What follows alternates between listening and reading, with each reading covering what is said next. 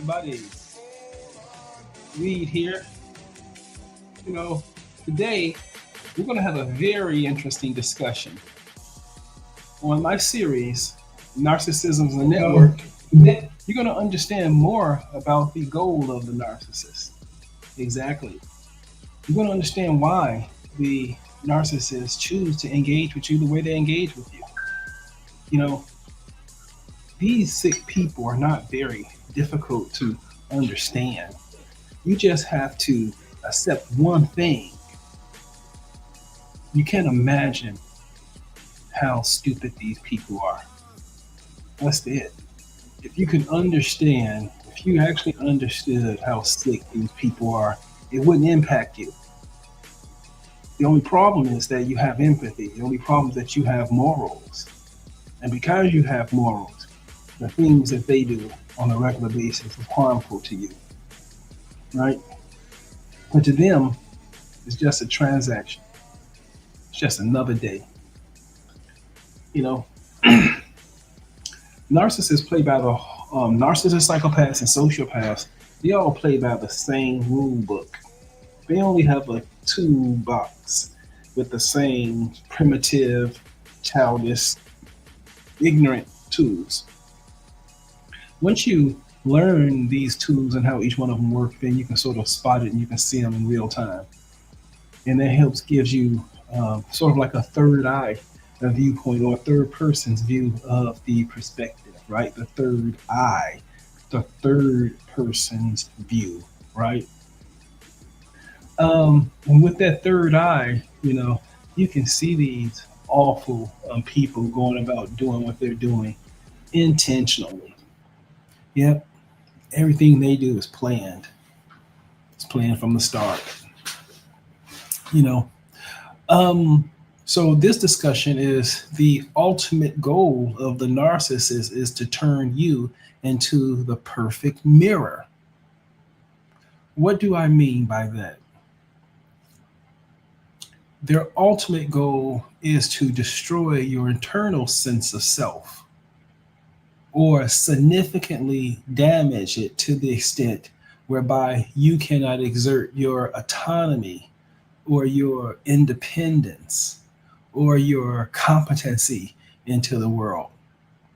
With that sense of self, it empowers you to reach out and start molding the world around you. And that's what they don't like. They want you to sit back passive and accept the world that they create for you.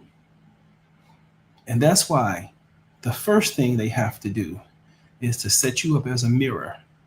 Why? They want you to reflect their values, not yours. They want you to reflect what they themselves can't handle.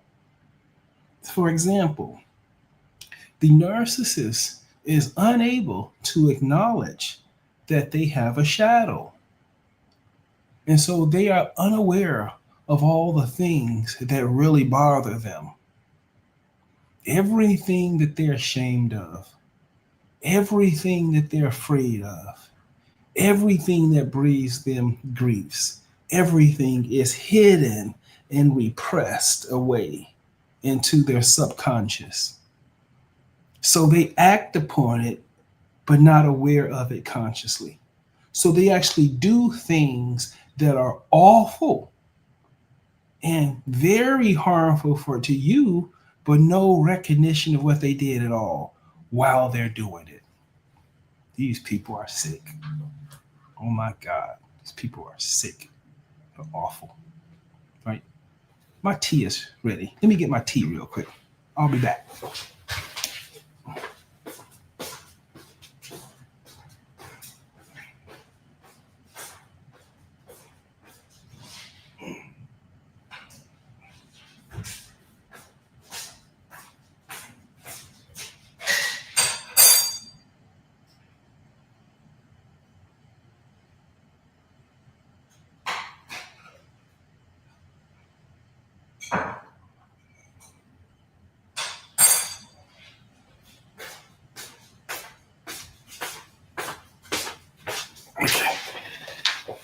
Okay.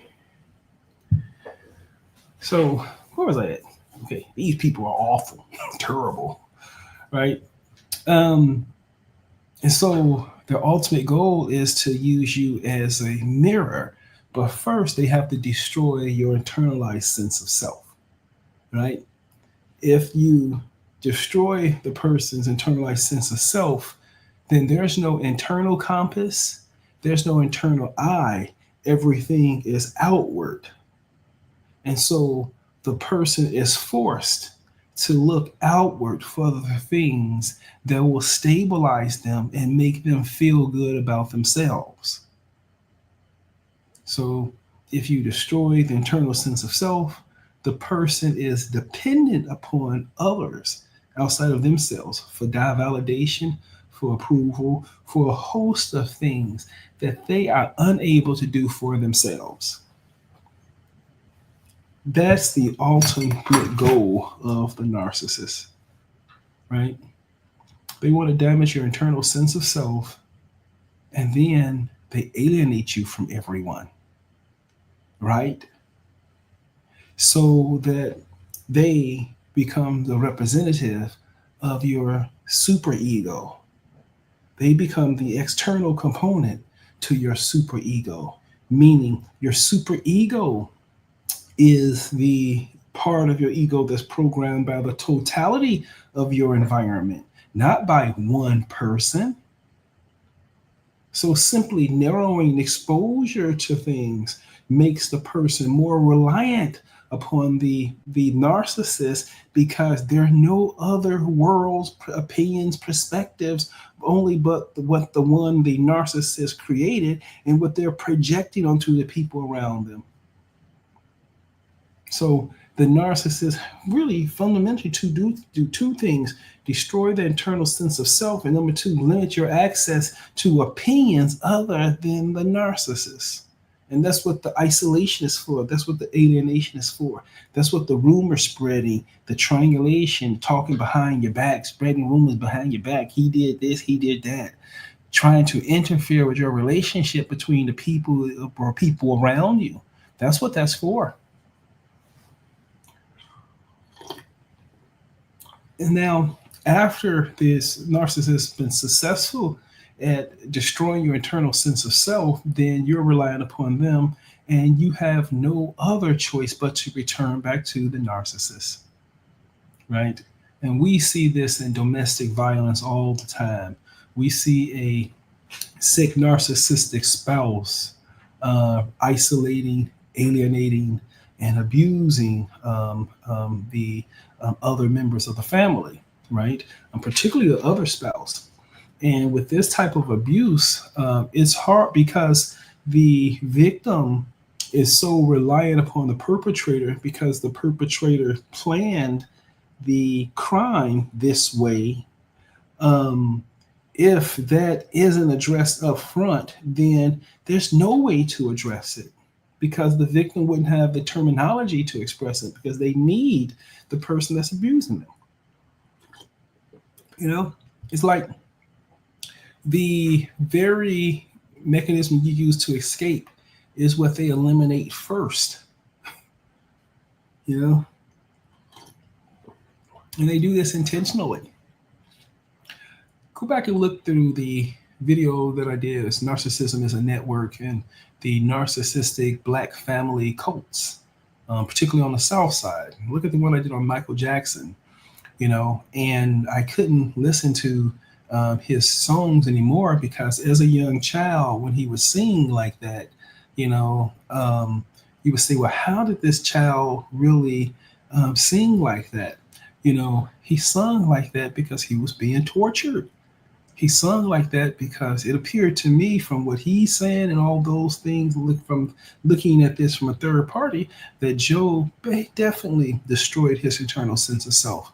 And so Michael was always relying upon his external source, superego, meaning handlers, right?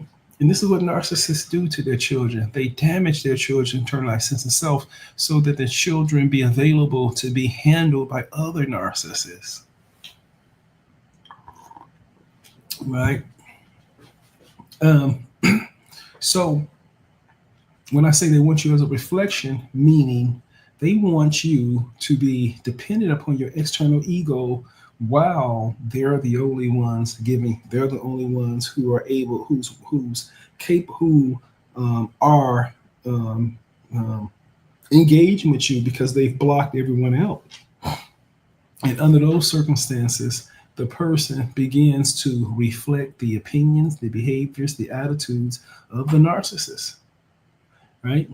And the person and the person experiences a lot of problems with this arrangement. For example, for once the person's internal sense of self never developed, then the person could never develop to their full capacity, right? So the person will always be off somehow, meaning they'll be tilted. They'll have an orientation towards outward engagement, right? Because they need the approval of the people they're around, right? And so these are the ones who are typically have to perform, has to be in the leader, have to be the leader, have to be the ones organizing all of these, all of these things, you know. Okay. So let's see here. Let me see if I can take a few questions for now. I hash. Thanks, buddy. How's it going? I hash.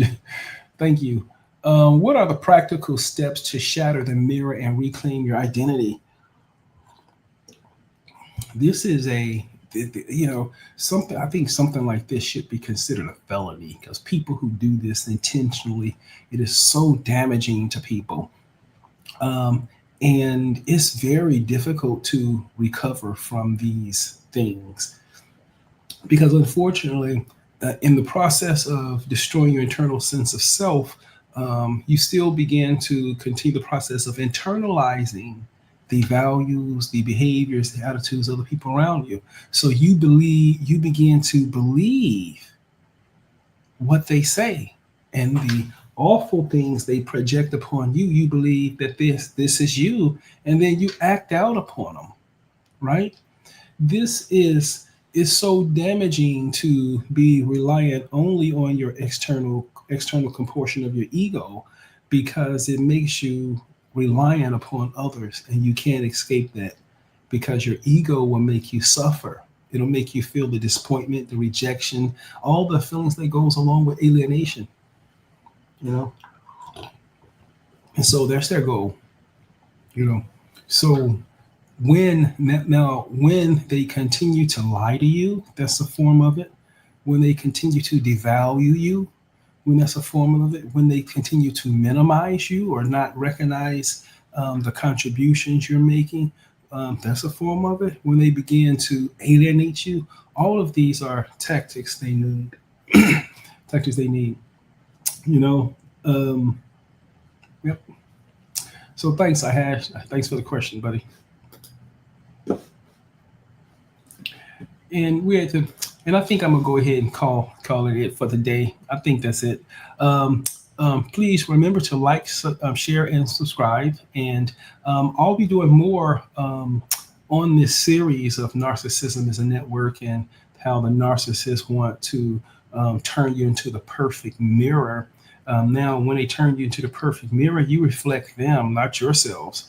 And when you're in a relationship with these people, they can switch on you very quickly.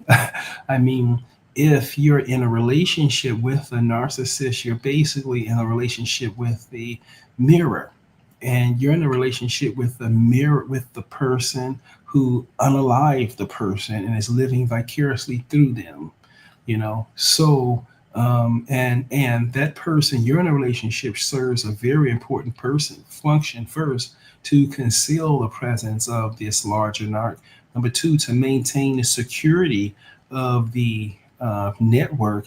And number three, to get access to people, places, and things that the higher narc is completely incapable of gaining access to. Right? And it also gains these narcs benefit from the sort of freakish like voyeurism that's associated with always having that inferior narc come back to them and tell them all the painful details of your secrecies and your private life. They enjoy being the hidden force behind the scenes that can have a significant impact on your reality without you even being aware of it. You know, these, if you find yourself in one of these situations, I think you have to take it very seriously, right?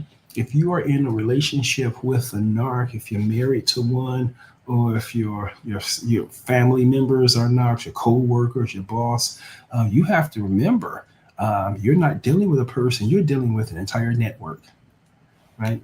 And this network will react towards you very violently, and they do it all around you. You know, um, part of turning you into a perfect mirror is to limit your access to other people's, and that's the function of the sadistic and it's awful people who work for narcissists in the form of flying monkeys and things like that. These people are awful because they're the ones that go and perpetuate the lies that the narcissists give, and they sort of give the narcissist some degree of validity to their claims because the person they're trying to groom may believe that this is a group because it's a group, it's a valid claim. But that's the reason why they attack you in behind your back in a group to make it appear as if it's valid. And then if the person doesn't agree, they also serve the function to identify if the person is on your side or not. And if the person doesn't agree, this network then targets them. So this goes so going so the network going around you trying to interfere with the relationships that you have between you and other people and you and co-workers, or try to interfere with your ability to work in a certain environment. These people are the ones who basically start to help the process of alienating you, so that when you're in a certain environment, no one wants to sort of engage with you. And that sort of that closing the shutter on you is a significant thing. You know, it's a significant thing. So it's been nice talking about this. So remember, if you're dealing with these narcs and everything, it's best that you get help. Also, I'll be opening an online clinic soon, and we'll be releasing our platform Genesis.ai soon. It may come out next month or next month. And so we're going to introduce several new products to the market, and we'll see how the market responds. I think we have a lot of interesting things that we're going to introduce, and I think our patients are going to be very proud of the work that we're doing. So it's Dr. Reed again. It's a pleasure speaking to y'all, and we meet again.